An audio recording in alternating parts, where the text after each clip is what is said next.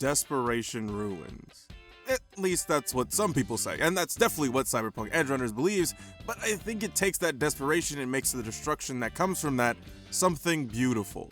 Spoilers ahead. So I talk about Night City and what it means to the citizens and me in my review of the game over 2 years ago, and I feel like a lot of what I was talking about is still present in this show. Since this is only set a year prior, it makes sense, but I do like how there's a lot of overlap between the show and game. I like that even though Night City is huge, because they go to certain spots or reference key people from the game, it makes the city feel small, but in a good way, like everything's connected. It is kinda weird thinking about how David only has a drink named after him in the game after everything he did, but a lot of the craziest stuff went with him and a bunch of other people to the grave, so maybe it makes sense. But let's talk about the desperation angle, because I think it's one of the things that I didn't really think about from the game that is really apparent in this show. So actually I think there's 3 key Ds that Edgerunners deals with: desperation, dreams, and destruction, and then there's also David. So there's 4 if you want to count him too.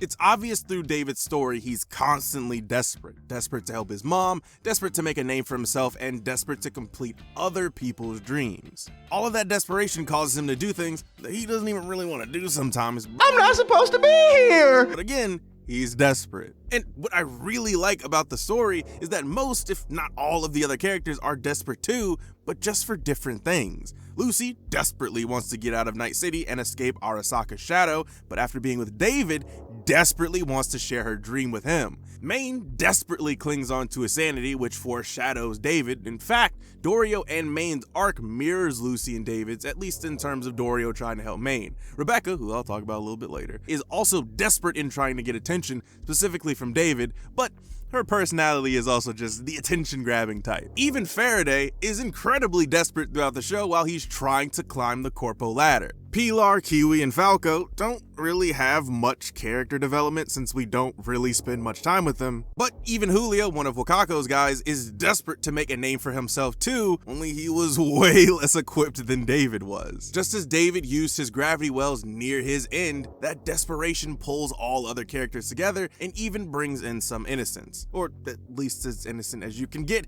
by living in Night City or being an Edgerunner in general.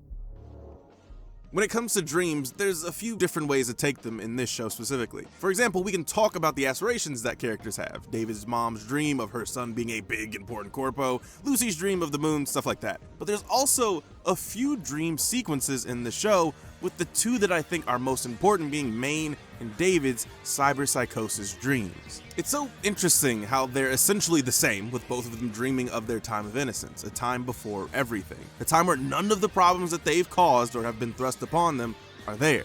It's serene. It's the last bit of peace they have before ruin. But I've been talking about the themes and a little bit of the story already so far, and if you couldn't tell, I really like it. What about the characters? I have a hard time saying that anyone is really all that special in this story.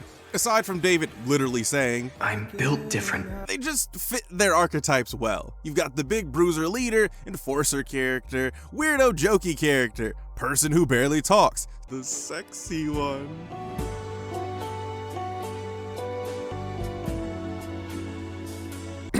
Excuse me, the aggressive kid character. I know she's not actually a kid, but like, anime is weird. And then there's the main guy who's just taken in by the group. But after a while, I started to like the dynamic between characters more than the characters themselves. Seeing Maine grow to care about David and then David following in his footsteps was a good way to show off the cycle of violence and how following others' dreams only lead to your destruction. The one-sided relationship between Rebecca and David was even something that I started to care about, because I think it's something that a lot of people go through, and the fact that there is no happy ending, spoilers, for either of them shows that sometimes things don't work out, and they're never going to. Hopefully people don't have big robot men following them, but you know, the future is a very scary place. When it comes to the voice acting, I think everyone does a great job. Each actor brings the right vibe to their character, with Matthew, if you need a mercenary, I'm your guy, Mercer bringing his cool and calm voice to Falco, or Alec Newman's disgusting and aggressive Adam Smasher, who I am glad they made a little cooler in the show, even though I still do think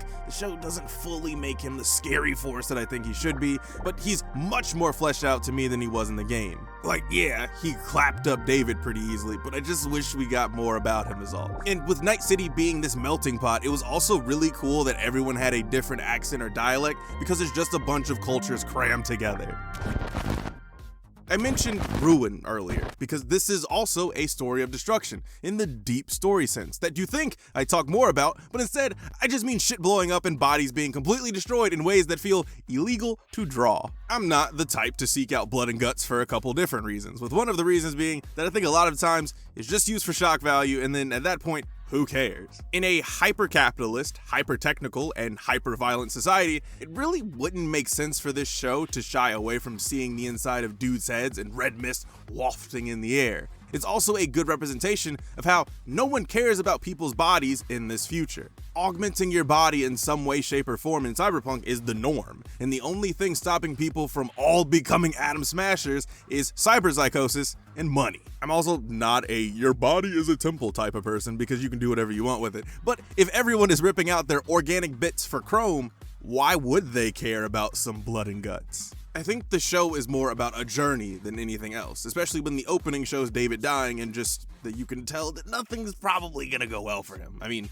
nothing really goes well for anybody in Night City, that's kind of the point. David's story is one that we've seen before, but I don't think that matters as much because everything else is just so interesting to me. The lingo that feels like it's from a different world, the animation that brings that world to life, and the acting that gives that world personality are all enough to make this tired story still one worth telling. And while I already talked about the violence in the animation, there's one thing that I noticed where I'm not sure if it's intentional or not, but I think it's really interesting. So in the 6th episode, when main cyberpsychosis was really acting up, the animation of him and other characters got really wonky and kind of distorted. And I don't really get why it's like this in this episode specifically, because it goes back to being great for the last 4, and I don't think the first 5 look weird. So I'm just gonna say that they were trying to show how he's going off the deep end or something artistic choices. I don't know, this is why I don't really talk about animation that much. But the rest of the animation is extremely detailed and fluid, and while I don't have the anime palette to talk about influences or techniques or whatever, I'll just say that it's very pretty to look at,